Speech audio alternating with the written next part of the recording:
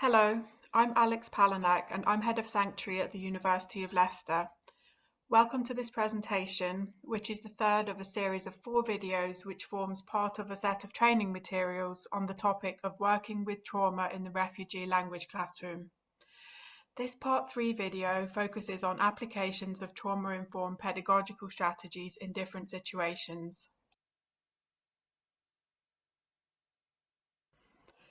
In this Part 3 video, I will explore how we can apply trauma mitigation strategies to 3 case studies, and we will then go on to think about how these strategies might be applied to the online classroom. So first, let's look at student A. This was the student who seemed to become distressed and upset when you set an assignment of writing a 200-word biography of a family member. Perhaps this student is somebody who has experienced some family-related trauma. Maybe she has experienced separation or bereavement. So what can you do as a teacher in this situation? Well, in the moment, it's important first to notice and tune in to the student, to really focus on the signs that are coming from that student about how they might be feeling. To then show some flexibility, to be prepared to think on the spot, to make some adaptations to the task if you need to. In terms of that flexibility, in this situation, you might first think about what the main point of the task is.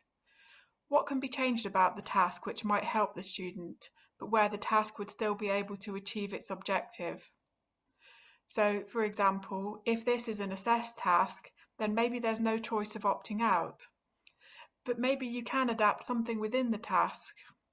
For example, this student has to write about someone, but maybe it doesn't have to be a family member. You could change it to be a friend or maybe a famous person. The main point is not to force personalization, especially in a situation where you can see that a student is getting upset by the task that was set. So by doing these things, this gives the student a sense that they have some control over the situation and gives them some agency, some flexibility, where they can make their own choices in terms of what they feel most comfortable with. It's important to also try to handle the situation as discreetly as possible, trying not to draw too much attention to the student, perhaps taking them to one side to negotiate a slightly different task for them. But also it's important to take some action afterwards, after the class, perhaps to check in with the student. Do they need any additional pastoral or welfare support? Maybe you would need to refer her to other services or agencies. You could also look at all of the task briefs for that course and perhaps other relevant courses and check whether there are any potential trauma triggers. Are there any tasks which ask student to personalize in such a way? If so, you might want to consider adapting these to incorporate an element of choice. So, as I mentioned above, trying to balance incorporating an element of choice and agency with still achieving the course objectives. Also, you might want to share your experience with the course leader or other tutors. Perhaps they can offer other suggestions, and also they could go on to consider useful ways in which they could handle similar situations in their class or in the course as a whole. This may lead to amendments in policies and procedures across the organisation. Okay, so moving on to student B. This is the student who has started to fall behind in his homework. When you asked him why, he became distressed and said he'd been made homeless and was sleeping on his friend's floor. So he has a very difficult current living situation, which is having a negative impact on his studies. So what can you do? Well, in the moment, again, it's important to notice and really tune into the student, to really listen to what he's saying and be aware of what feelings he's putting across. Again, be prepared to show flexibility, to think on the spot. Also, to put things into perspective. So yes, he's falling behind with some of his homework, but it's important for us to remember and also to let the student know that we are aware that, of course, the student's well-being is more important than their studies. So it's important to show empathy and to reassure the student in this situation. Clearly, they're going through a difficult time. Then it's important to ask the student what they need. What can we do that might help them in this situation? Maybe he needs a private study space, somewhere quiet where he can focus better. Maybe computer access. Maybe you can negotiate with your institution to provide temporary emergency student accommodation. And then to prioritise, to consider the main things that this student needs to do or to learn in order to pass the course, and to encourage him to focus on these, and to put aside other tasks or learning points which are really not the main priority right now. This will give this student a better chance of passing. Also, try to give this student some choice or control over the situation. Again, that links to asking them what they need. Again, afterwards, there are different things that we can do. You can perhaps use mitigating circumstances procedures in your institution. Usually this is a form that they can fill in to explain that they have specific reasons why they have not been able to complete assignments or exams to their usual standard or at all. Sometimes this can lead to students having these circumstances taken into account when grades are allocated. Try to find out what your institution can do to help this person, such as providing emergency accommodation. Again, referral to appropriate services is key here too. In class, you could perhaps set this student smaller goals, working towards the larger goals that you have prioritised together with the student. Breaking it down for this student, maybe more so than for the other students, to make it more manageable and achievable. And it's important to keep checking in with this student afterwards, regarding both their course goals for their progress, but also their well-being. Okay, so moving on to student C. This student has been covering the passive voice in class, but even though they've used this structure accurately in the previous lesson, they're now making some basic mistakes again. And they don't seem to be themselves. They're acting in a distracted and a restless fashion. So clearly there's something going on. This student is preoccupied with something, and this is affecting their work. Okay, so what can you do? So again, it's important to notice, tune in and focus on this student. Again, to be prepared to show flexibility in the moment. Also, putting things into perspective. Okay, they're not focusing in the lesson, but remembering that their well-being is more important than their studies. So first of all, taking the student to one side discreetly, asking if they're okay, but at the same time taking care not to ask them to disclose any more than they feel comfortable with. If they say that they're experiencing problems, for example, maybe one of their family members is ill, it's important to show empathy to reassure them. You could ask them if they need to take some time out from the class, if they're feeling distracted and maybe upset. Maybe they would benefit from going to sit outside the room to be in a quiet place for a few minutes to see if they can regain their focus, and then they can come back in when they feel ready.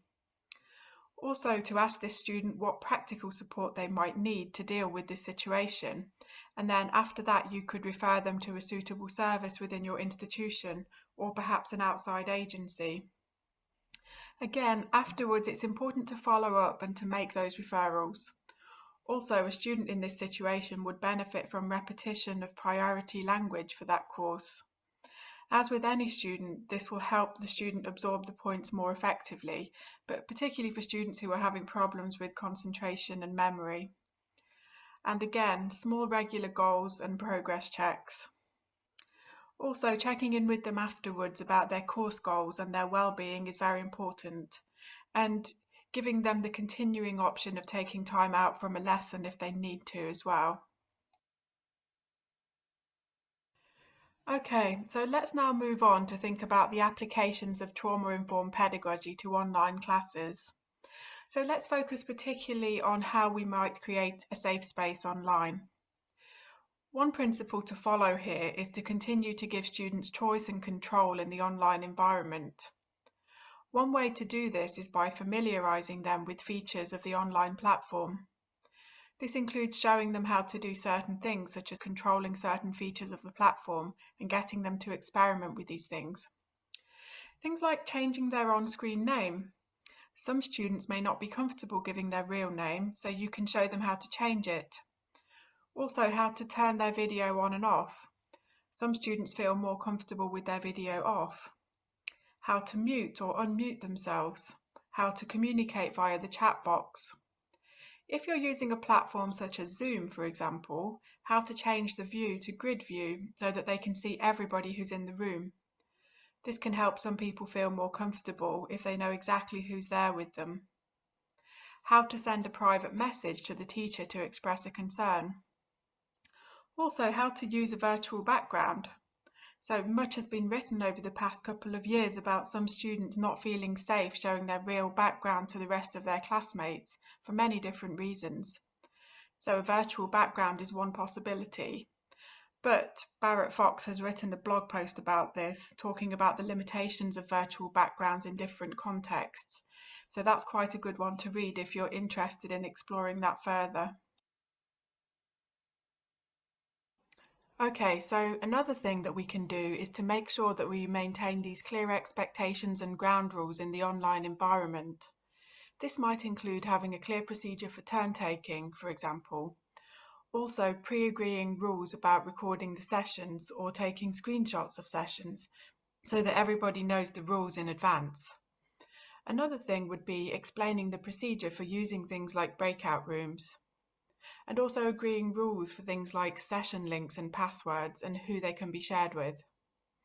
So if everybody knows the situation in advance, then they have more agency and they can make their own choices within that agreed framework. There are some other considerations too. If you're using an online platform where there are meeting IDs and passwords, then to be careful not to share these in public forums, and to also ask the students not to share these either. There are other things we can do, like not allowing the students to enter the virtual classroom before we do. So in this way, we will be there if a difficult situation arises. Also, not allowing students to record through the app, for example. Another thing you can do is disable private chat and screen sharing by participants. There have been some instances where some participants have shared inappropriate content, but there are ways that we can manage that in advance. And also having a strategy in terms of what we as the teacher can do if an undesirable or disruptive person does enter the session. Okay, but it's also important to be aware of potential trade-offs of creating a safe space in an online environment. First of all, as we have seen, students do need to feel comfortable enough in their social environment to take risks and make mistakes. For example, for student A, we might allow them to switch their video off and change their online name. This might help this student feel safer. But at the same time, from the perspective of student B, if they don't know who is in the room with them because maybe somebody else has switched their video off and has changed their name, this could potentially make student B feel less safe. They might feel uncomfortable, and this might affect the quality of their interpersonal interactions and the relationship building in the class more generally. So you can see how by allowing some students to turn their videos off and take other measures to conceal their identity, this might help those students feel more safe, but it might make other students feel less safe. So that's also something that we need to be sensitive to. So just to sum up then, risks can be mitigated when it comes to creating a safe space, but we need to bear in mind that what makes one student feel more safe may make another student feel less safe. So we need to take a considered, flexible, needs-based and context-based approach to this. We need to be informed about the options, we need to listen to students' concerns and needs, and we need to respond with flexibility and creativity. Here's the list of references related to this Part 3 presentation. If you're interested in reading more around these topics, I'd recommend the Safe Space in Cyberspace blog post for more detail about setting up an online classroom as a safe space, and the Barrett Fox article for more information about potential risks associated with asking students to switch their cameras on in online classrooms.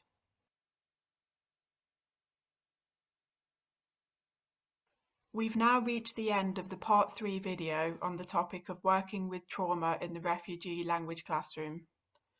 I'd like to encourage you now to go back to the self-access materials and take a look at Task 7, which will help you reflect more on creating a safe space in the online classroom, and also to reflect on your current understanding of post-traumatic growth. Then, in the Part 4 video, we will explore what post-traumatic growth is and strategies for potentially facilitating this in the refugee language classroom.